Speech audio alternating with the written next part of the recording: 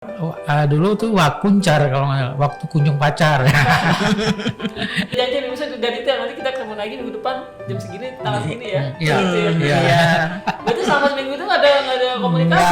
Nggak ada. Awalnya pas ketemu Om Rahmat gimana?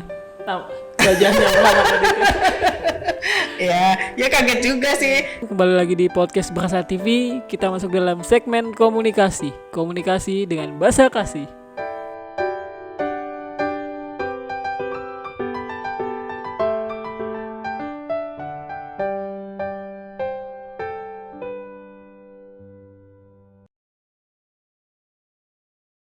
Nah, kali ini teman-teman Bahasa TV kita akan ngobrol-ngobrol, akan sharing tentang pasangan usia indah bersama dengan Om Rahmat dan Tante Yuliana.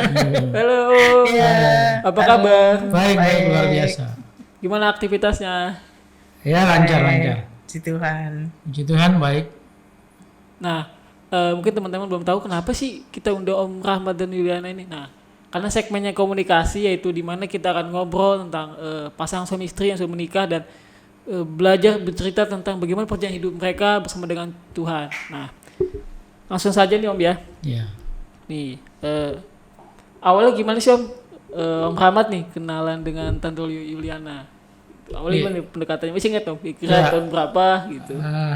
Makasih Brian. Iya.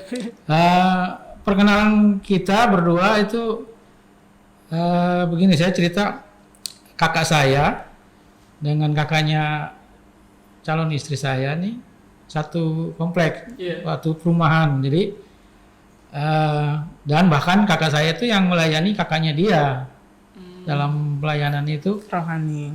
ya pelayanan dalam rohani. Jadi istilahnya ngebimbing ya, adik rohani lah. Jadi kakak saya ini justru lebih dulu kenal keluarga mereka daripada saya. Jadi kakak saya itu sudah pernah ke rumahnya yang di Jawa ataupun yang di mana lah keluarganya dia, yang di Jakarta juga.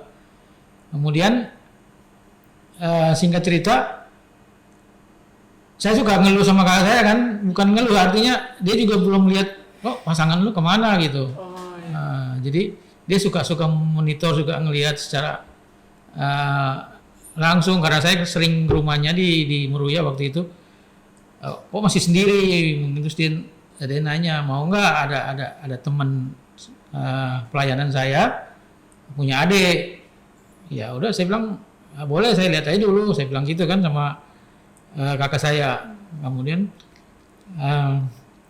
tiba waktunya diperkenalkan, jadi saya disuruh ke rumah kakaknya yang satu kompleksnya kakak saya itu. Jadi saya pulang malam kalau nggak salah waktu itu dengan belum, jujur aja itu belum mandi, belum apa ya, dari kebetulan baru pulang kerja juga. Jadi dengan inilah belum mandi gimana sih, jadi Capek gitu kondisinya. capek, jadi lusuh gitu. Nah kemudian saya ke rumahnya bertamu, ya udah saya lihat ya boleh juga, karena pada waktu itu saya sudah 31 kalau nggak salah umur saya. Jadi selama saya pacaran itu selalu yang tidak seiman. Oh, maaf kalau boleh potong. Berarti Om Rahmat ini udah pacaran berapa kali gitu? Ingat ya? Kurang lebih 3 kali lah, 3 kali. kali. 3 kali. Itu udah maksudnya udah aktivitas di Jakarta, udah tinggal di situ. Jadi tidak seiman terus dapatnya, karena ya orang tua kan mengharapkan supaya nikah itu seiman. Jadi di situ timbulnya kakak saya memperkenalkan diri, karena ternyata dia juga seiman kan. Jadi saya pikir kenapa enggak gitu. Jadi ya sudah, saya ketemu ke rumah kakaknya malam-malam, terus ya udah dari situ selesai bertemu, mereka nyediain makanan, terus saya pulang. Nah proses selanjutnya ya dia kan kos, Ibu Yuliani kos di daerah Ciledug. Jadi saya ke sana tiap saya libur, saya apel lah istilah orang anak-anak sekarang itu saya dulu tuh wakuncar kalau nggak salah, waktu kunjung pacar.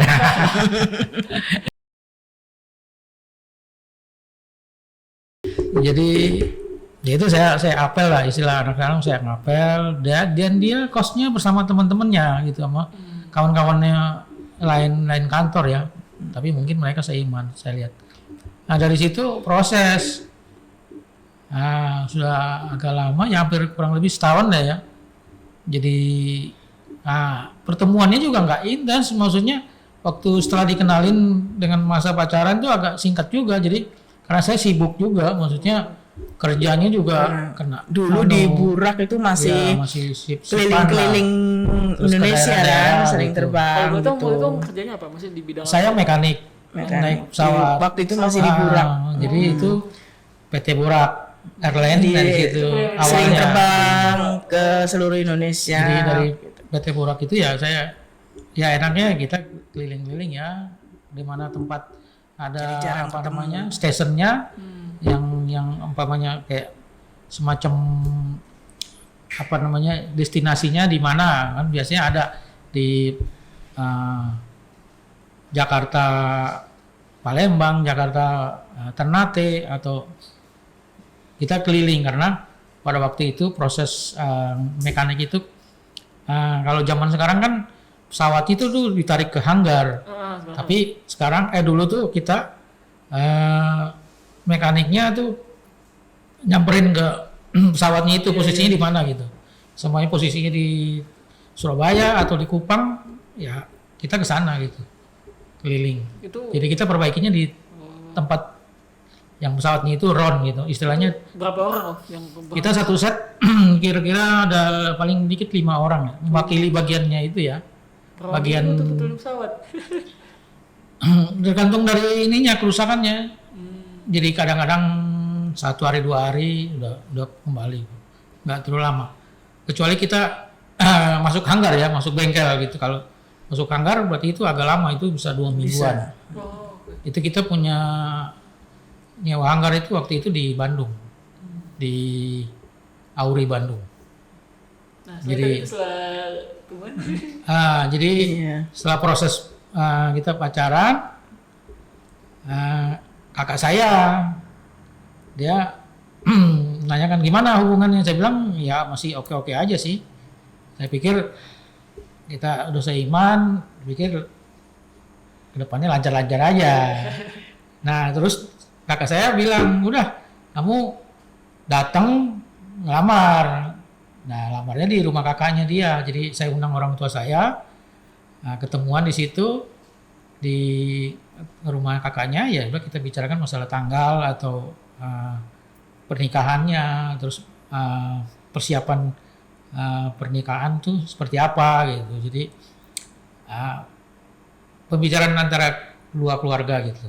Jadi kita udah mau masuk lagi tingkat untuk yang lebih serius gitu. Jadi bertemulah 2 orang keluarga besar, dia dengan keluarga besar saya gitu. Nah, ketika waktu kan ini mungkin secara langsung kayak dijodohin gitu kan Om ya? Ya dikenalkan. Ketika melihat Tante Yuliana waktu itu gimana? Lihat wajahnya, wah cantik nih waktu itu. Ya kalau dari fisik ya saya nggak terlalu nggak terlalu mikir, artinya saya lebih cenderung ke iman. Jadi seiman udahlah oke, karena biar gimana pun dalam pikiran saya bisa diselesaikan kalaupun nanti ada hal-hal yang tidak cocok ataupun tidak sesuai. Itu biasanya dalam pikiran saya itu kalau seiman itu pasti ada jalan keluar, pikir gitu.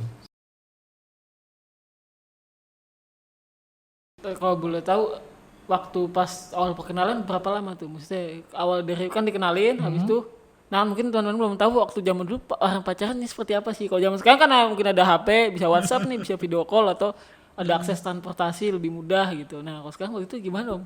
Ya Awal kalau pacarannya apa ya, jadi saya waktu itu saya umurnya juga sudah lumayan ya, memang sudah dianggap inilah ya, sudah dewasa banget, 31. Jadi cara berpikir saya juga sudah berubah, karena saya nggak mau lagi pacaran yang nggak jelas, yang saya pikir udahlah saya harus yang serius gitu. Jadi dan itu juga nggak lama sih proses itu Dulu tuh juga. belum ada HP ya. Nah, Ya, itu belum gimana tuh belum Pak? ada. Iya, Saya langsung ke TKP.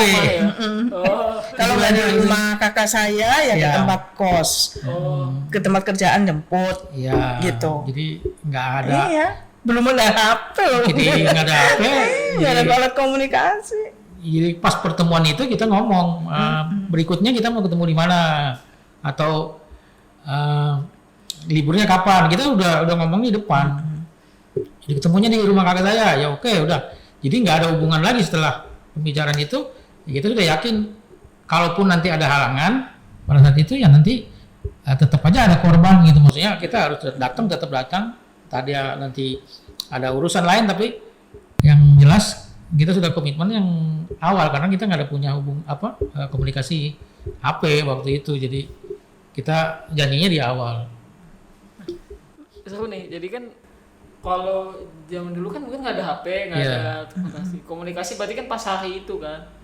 Berarti nanti ketika misalnya hari Sabtu ketemu, berarti nanti kita udah janji nih, misalnya udah detail, nanti kita ketemu lagi minggu depan jam segini, tanggal segini ya. Iya. Gitu ya. Iya. Berarti selama seminggu itu nggak ada komunikasi. Nggak ada. Enggak, iya. Pokoknya kalau ketemu ngomong mau nikah gimana, gitu aja sudah tek gitu. Langsung ya. Jadi jarak antara perkenalan dengan nikah itu hampir kurang lebih setahun lah ya. Jadi itu juga kalau dipotong pertemuan umpamanya 1 minggu 1 kali 12 kali itu aja. Kalau 1 tahun kan 1 tahun 12 ya 12 4 bulan. kali 12. Jadi seminggu sekali. Jadi kalau umpamanya 4 kali total kali Tahun. 12 bulan. Ya kira-kira segitulah. Emang nggak kangen dong? Dalam seminggu itu nggak ketemu kan nggak ada komunikasi. Nah, kebetulan saya juga kerja jadi apa ya pulang ya udah istirahat karena kerjaannya itu kan nggak maksudnya nggak normal. Sibuk Jadi gitu ya? sip kalau umpamanya saya kerja masuk pagi sampai pulang pagi jadi siangnya tidur gitu kecuali off baru saya bisa kunjungin dia. Dan Tante Yuliani waktu itu gimana pas awal ketemu mau dijodohin sama Om Rahmat waktu itu? Pas awal ketemu. Ya saya sih ya bersyukurnya tuh saya tunduk pada otoritas waktu itu kakak saya karena kan orang tua saya di Jawa, saya merantau ke Jakarta, saya tinggal dengan kakak saya. Jadi oke lah apa yang diomongin oleh kakak saya pasti kan saya percaya gitu. Dan dia ngenalin calon suami ini, maksudnya latar belakangnya dia bilang dia anak pendeta loh Yul gitu kan.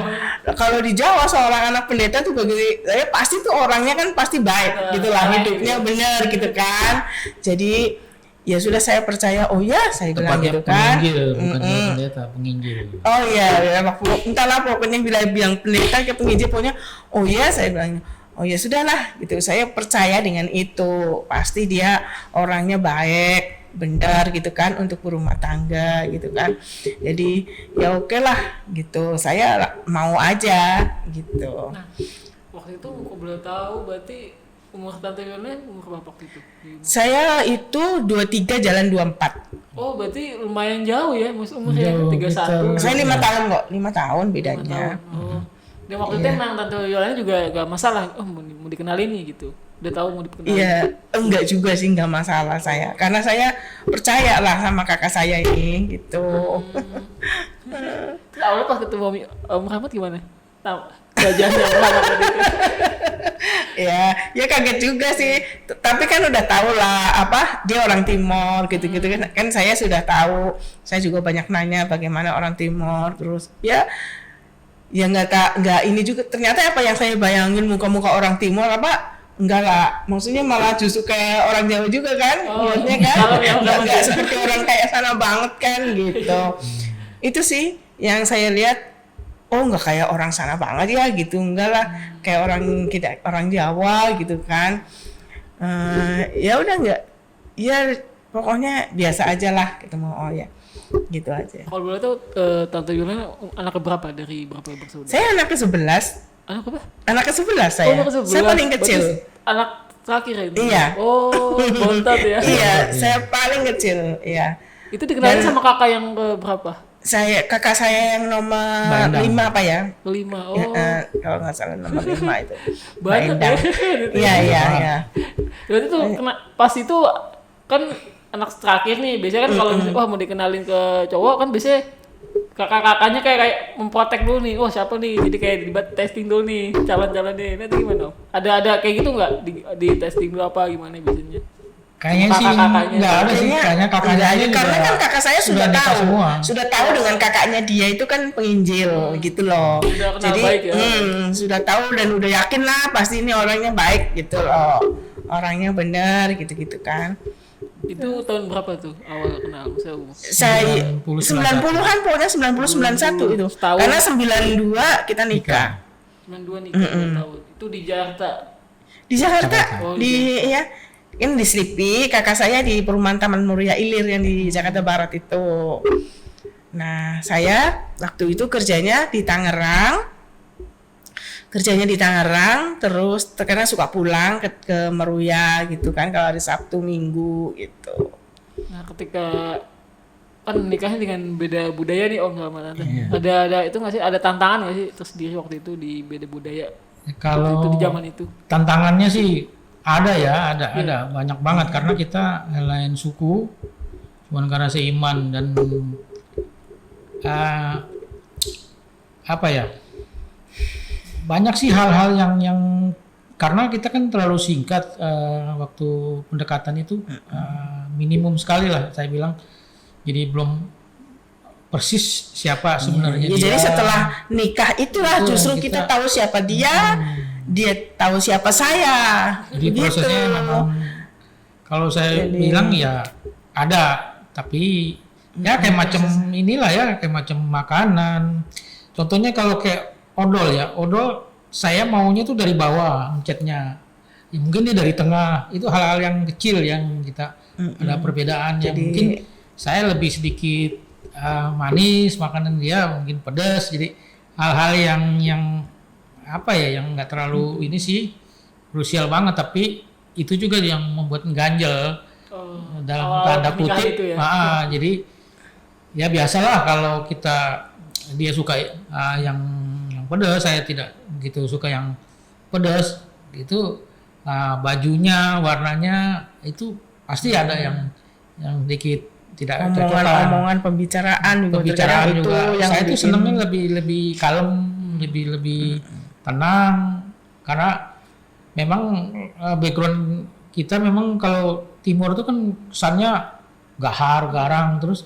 Tapi saya lama di Jakarta gitu karena saya dari SD kelas 3 itu sudah di Jakarta, jadi perubahan itu yang membuat saya tuh nggak terlalu temperamen gitu, nggak terlalu ini. Jadi udah kayak orang sini lah, udah orang karena saya tinggal ini di daerah Selipi, jadi itu orang bilang itu Betawinya itu. Jadi saya lebih ke Betawinya daripada ke Timornya gitu.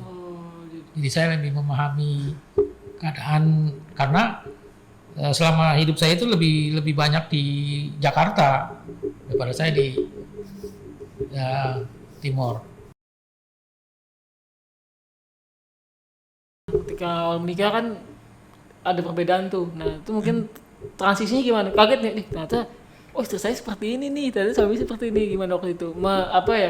Menyelaraskan akhirnya dari yang beda ini jadi bisa akhirnya ya udah bisa sama ngerti. Waktu itu gimana? Ya, itu juga problem buat saya, tapi ya saya datang ke Tuhan. Kalau saya itu feelingnya karena ke Tuhan karena sebagian besar keluarga saya itu memang mengandalkan Tuhan karena saya udah lihat bapak saya, jadi saya tuh hidup saya itu karena berkat gitu, karena berkat bukan karena kekuatan saya, karena kepintaran saya, itu saya akui itu karena jadi makanya dari awal tadi saya bilang kalau perbedaan tuh ada, tapi justru saya harus datangnya ke Tuhan gitu. Jadi semua itu kalau tanpa Tuhan kayaknya sia-sia. Mungkin dia marah atau apa, tapi saya itu kadang-kadang suka ditegur sama kayak macam hati kecil saya itu mengatakan bahwa udah sabar atau tenang. Nah, itu yang membuat saya itu bertahan. Kalau secara manusia itu agak berat. Makanya perbedaan-perbedaan itu bukan mungkin, maksudnya perbedaan itu ada tapi harus datang kepada Tuhan. Jadi kita bisa menyelesaikan sama-sama. Karena perbedaan-perbedaan itu intinya sih datang ke Tuhan supaya kita bisa menyatu, dan prinsip kita nikah itu sekali untuk selamanya. Itu yang dipegang teguh itu. Jadi memang berat tapi harus jalanin gitu. Jangan dihindar. Masalah-masalah itu jangan dihindar, harus hadapi, karena kekuatan saya ya, dalam kekuatan saya itu hanya berdoa. Jadi pengalaman itu yang membuat saya bertahan, karena saya berdoa, saya berserah kepada Tuhan. Tanpa pertolongan Tuhan, waduh, berat menghadapi, apalagi dengan keadaan begini ya. Jadi benar-benar masalah, perbedaan, tapi datanglah sama Tuhan. Kekristenan itu bukan karena agama, bukan karena ini, tapi itu hubungan pribadi. Kalau menurut saya itu hubungan pribadi dengan Tuhan. Sayang kalau kita dalam kehidupan ini kita tidak dilibatkan Tuhan, karena hidup kita ini bagaikan embun, bentar ada sebentar hilang. Jadi kalau kita tidak mengandalkan Tuhan, sayang banget. Kenapa tuh kira-kira kalau Om Rahmat kalau ngambek pas lagi ngapain tuh? Tapi kan malam-malam aja, kalau kita nggak tahu nih kan maunya. Kalau Om Rahmat dia ngambeknya pas lagi ngapain? Dan belum pernah lihat ya perempuan berantem ya. Jadi gunanya kita mendidik, menyekolahkan anak. Saya bilang begitu karena anak. Ya, papa mama ini adalah wakilnya Tuhan untuk mendidik, mengasuh, menyekolahin kamu, ini termasuk amanat Tuhan. Rumah tangga orang Kristen itu ya itu harus mengedepankan Tuhan dalam segala masalah. Titik, udah itu.